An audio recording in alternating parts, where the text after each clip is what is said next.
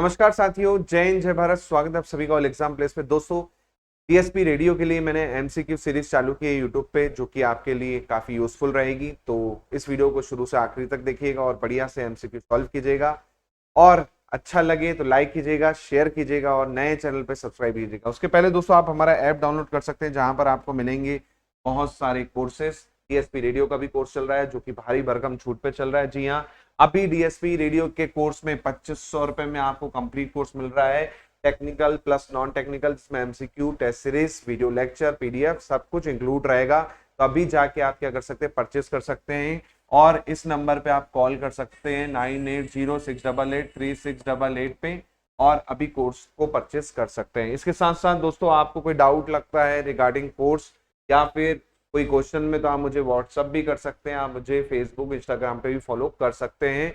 चलिए, तो अब हम यहाँ से क्वेश्चन डिस्कस करना शुरू। Gain of 0.99 it's common ammeter forward short circuit current gain will be. अब देखो यहाँ पर क्या दे रखा है, कॉमन बेस यानी अल्फा। अल्फा दे रखा है दोस्तों कितना, 0.99।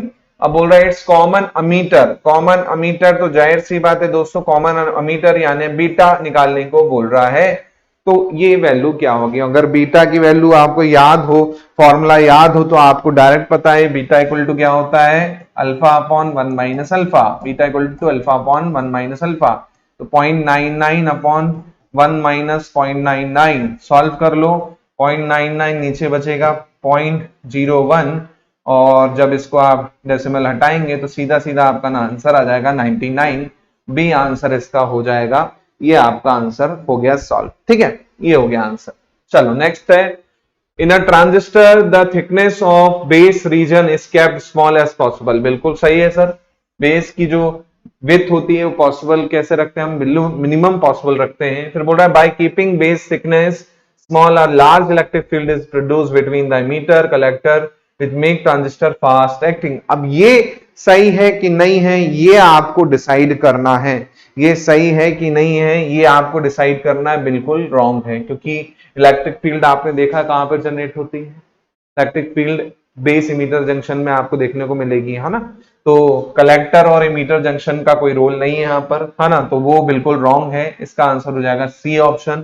ठीक है, सी ऑप्शन इसका आंसर हो जाएगा। चलिए नेक्स्ट क्वेश्चन है, a drift transistor exhibits better high frequency as compared to diffusion transistor when both transistor have identical base collector emitter geometry। अब देखो, ड्रिफ्ट ट्रांजिस्टर बोल रहा है ज्यादा अच्छा काम करते हैं हाई फ्रीक्वेंसी पे एज कंपेयर टू डिफ्यूजन पे। रीजन है the transport of minority carrier in base region of drift transistor is by drift process where in diffusion transistor by diffusion process. चलो जल्दी बताओ क्या होगा इसका आंसर, क्या होगा आंसर। बिल्कुल सही है भैया, पहला तो बिल्कुल सही है कि जो ड्रिफ्ट ट्रांजिस्टर है वो बेटर परफॉर्म करते हैं, क्योंकि ड्रिफ्ट, जाहिर सी बात है, आपने पढ़ाया था ड्रिफ्ट करंट के बारे में क्यों होती है। अब इसका रीजन भी आप देख ही रहे हो कि the minority carrier in base region of drift transistor is by drift process. तो ड्रिफ्ट प्रोसेस के कारण ज्यादा वो फर्क पड़ता है एज कंपेयर टू डिफ्यूजन। तो यहाँ पर इसका आंसर क्या हो जाएगा, ए ऑप्शन हो जाएगा। दोनों ही यहाँ पे क्या है, ट्रू है। चलिए नेक्स्ट क्वेश्चन देखिएगा। नेक्स्ट क्वेश्चन है, how can the channel width of junction of field effect transistor be control. अब एफईटी की बात हो रही है, एफईटी की जो फील्ड इफेक्ट ट्रांजिस्टर की जो जंक्शन विड्थ है वो कैसे कंट्रोल की जा सकती है, वो आपको पूछ रहा है ना। पहला है by to back bias PN junction. फिर बोल रहा है by length of source, by length of drain, bye length of both source and drain. अब ये मेरे हिसाब से आपने एफईटी अच्छे से पढ़ा है, तो एफईटी के बारे में आप ज्यादा अच्छे से जानते हैं, तो आप तुरंत इसको बता पाएंगे कि जो आपकी चैनल विड्थ है जंक्शन फील्ड इफेक्ट ट्रांजिस्टर की, जेफेट की, वो कैसे कंट्रोल की जा सकती है।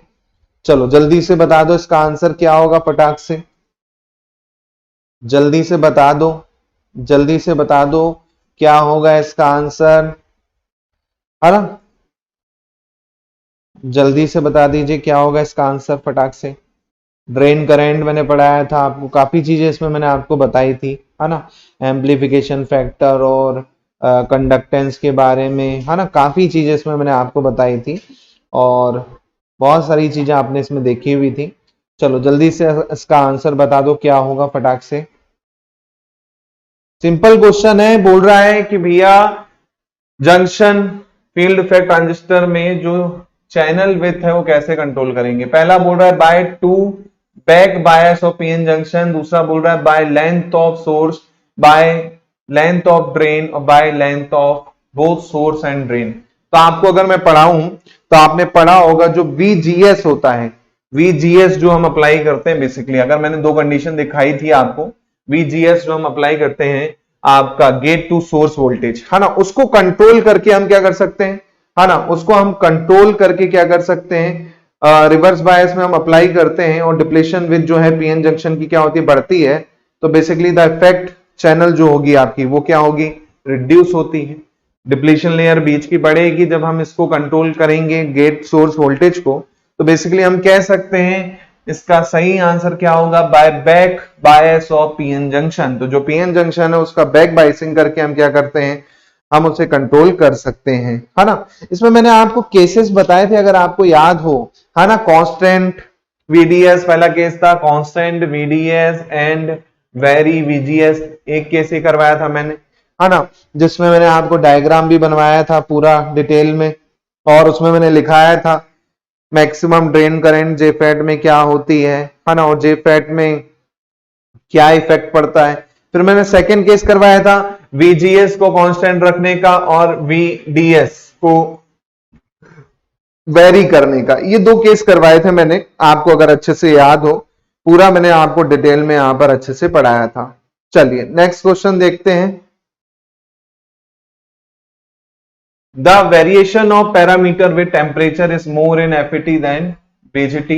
अब जाहिर सी बात है दोस्तों, ये क्वेश्चन तो बिल्कुल रॉन्ग है, मैंने आपको बताया ही था, क्योंकि जो BGT होता है वो टेम्परेचर इफेक्टिव होता है और FET में उतना टेम्परेचर का इफेक्ट नहीं पड़ता। तो भैया पहला वाला तो डेफिनेटली रॉन्ग है।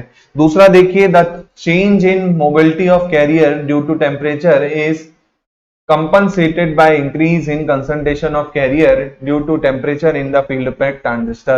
तो दूसरा बिल्कुल यहां पर ट्रू है कि भैया कंपनसेट हो जाता है, क्योंकि भैया माइनॉरिटी कैरियर का कंसंट्रेशन इतना बढ़ जाता है कि भैया मोबिलिटी भली कम हुई और वो हुई और वो नैरो एक टनल बन जाती है। जब आपने देखा होगा डिप्लेशन लेयर इतना जल्दी नैरो हो जाती है बीच में, है ना। तो जाहिर सी बात है सेकंड इसका ट्रू है, फर्स्ट इसका बिल्कुल रॉन्ग है।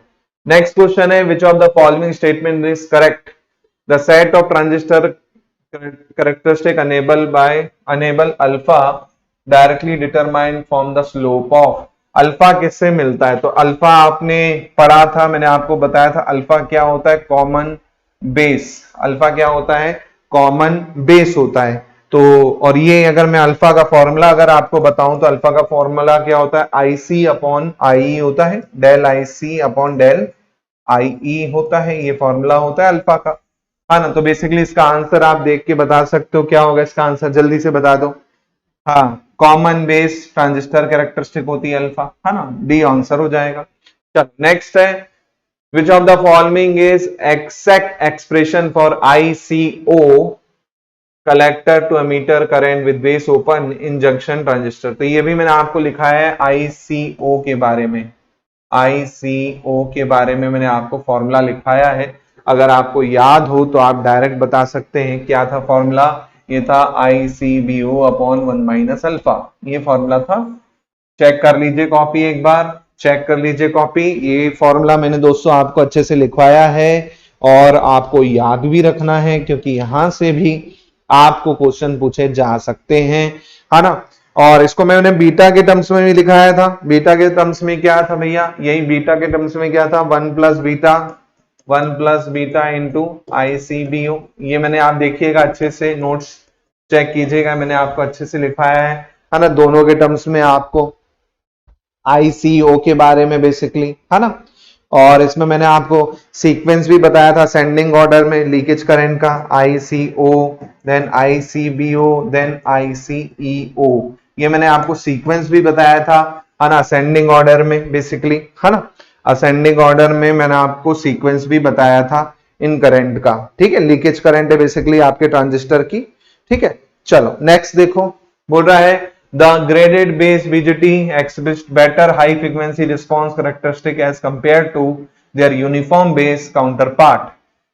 नेक्स्ट बोल रहा है there exhibit a built-in electric field in the base region of graded base BJT is absent in case of uniform base counterpart। अब देखिए सिंपल सा क्वेश्चन है, इसका आंसर जल्दी से बता दीजिए क्या होगा, जल्दी से इसका आंसर बता दीजिए क्या होगा, कमेंट कीजिए फटाक से इसका आंसर। हाँ क्या होगा? अब बोल रहा है भैया यूनिफॉर्म में उतना नहीं होती है जितना आपका ग्रेडेड होता है, तो बिल्कुल सही है। अगर यूनिफॉर्म रखेंगे तो आपका जो डोपिंग लेवल रहेगा यूनिफॉर्म कर दिया जाए तो जाहिर सी बात है आप नहीं कर पाओगे। आपको पता है एमीटर को हाईली डोप्ड रखना है ना, बेस को लाइटली डोप्ड रखना है और कलेक्टर को मॉडरेटली डोप रखना है, तो यहां पर आपका यूनिफॉर्म नहीं होगा। तो पहला तो बिल्कुल सही है यहां पर कि BJT exhibit better high frequency response, है ना। फिर बोल रहा है built-in electric field in the base region of graded base which is absent in the uniform base counterpart। तो ये बिल्कुल सही है ना। इसका आंसर क्या हो जाएगा? ए ऑप्शन हो जाएगा आंसर। तो कई बार इस तरह से डायरेक्ट थ्योरी बेस्ड क्वेश्चन भी पूछे जाते हैं। चल नेक्स्ट क्वेश्चन है, मैच द फॉलोइंग है, डिवाइस दे रखे हैं और उनका एसोसिएट टर्म दे रखा है। तो पिंच ऑफ वोल्टेज आपको पता ही है दोस्तों, अगर आपको अच्छे से याद हो पिंच ऑफ वोल्टेज मैंने आपको बताया था, पिंच ऑफ वोल्टेज मैंने आपको बताया था वो किसका होता है ना। या पिंच ऑफ वोल्टेज के अलावा मैंने आपको एक्टिव रीजन भी बताया था। एक्टिव रीजन किस में देखने को मिलता है, कहां पे क्या मिलता है, ये सब मैंने आपको, होल्डिंग करंट कहां पे मिलेगी, ये सब चीजें मैंने आपको टर्म्स अच्छे से समझाए हैं अगर आपको अच्छे से ध्यान हो। चलो तो जल्दी से इसका आंसर बता दीजिए क्या हो जाएगा। हाँ चलो ए से शुरू करते हैं, डायोड से, डायोड से शुरू करते हैं। डायोड का बोल रहा है पिंच ऑफ वोल्टेज और डायोड का बोल रहा है यहां पर वो ए का 3 या ए का 1। फॉरवर्ड रेजिस्टेंस बिल्कुल सही है ना, तो ए का 3 हो जाएगा, ये ऑप्शन आपका कट गया, ए का 3 हो जाएगा, है ना। इसी प्रकार एससीआर का क्या होता है दोस्तों?